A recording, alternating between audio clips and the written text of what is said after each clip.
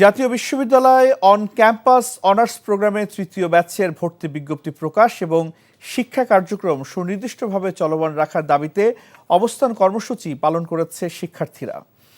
বিশ্ববিদ্যালয়ের একাডেমিক ভবনের সামনে এই কর্মসূচি পালন করে তারা। এই সময় শিক্ষার্থীরা বলেন, জাতীয় বিশ্ববিদ্যালয় on campus honours programme 2022-23 session থেকে শুরু হলেও তৃতীয় ব্যাচের ভর্তি বিজ্ঞপ্তি এখনও প্রকাশ করা হয়নি।